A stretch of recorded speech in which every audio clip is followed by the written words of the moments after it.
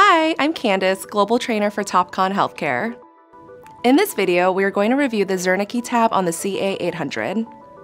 To examine the aberrations associated with the anterior cornea, select the Zer tab, or Zernicke, on the left of the measurement screen.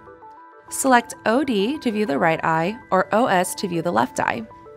On the left, you will find the aberration map. This map quantifies how the shape of the anterior cornea affects the light entering the eye over the selected pupil size.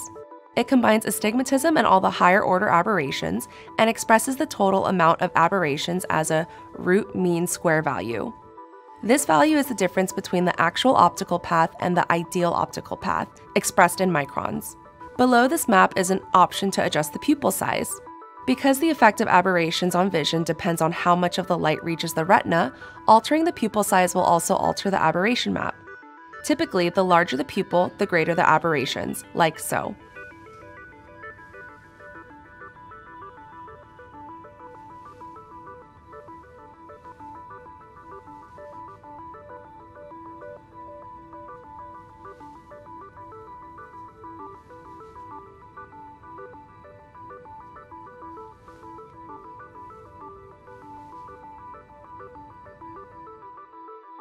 On the right, the aberration map is divided into its component aberrations, mapping, and quantifying those of greatest clinical interest. The astigmatism map depicts and quantifies how the wavefront was altered along axes 90 degrees apart from one another. The spherical aberration map depicts how the wavefront was altered by the cornea near the periphery of the pupil compared to the center of the cornea. The coma map depicts how the wavefront was altered by opposite hemispheres of the cornea.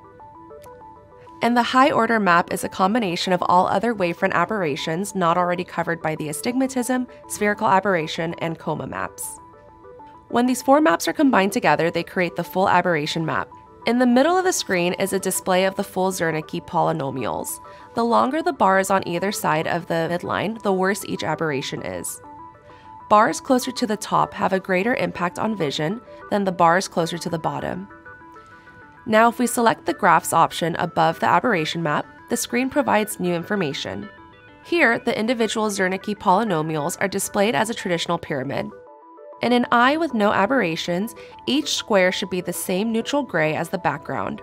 If a square is lighter or darker, it indicates aberration in a positive or negative direction. The squares closer to the top of the pyramid have a greater impact on vision than the squares closer to the bottom.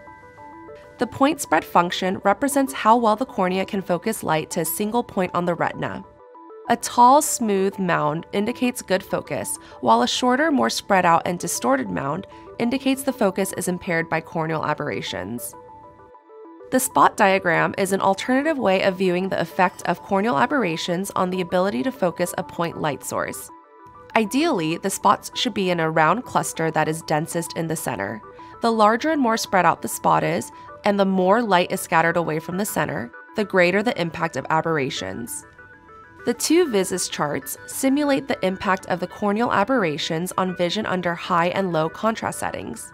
Aberrations tend to have a greater impact on low contrast vision. At the lower left is the pupil feature.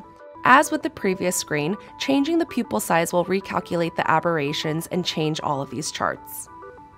Thank you for watching. For more information, please go to topconhealthcare.com.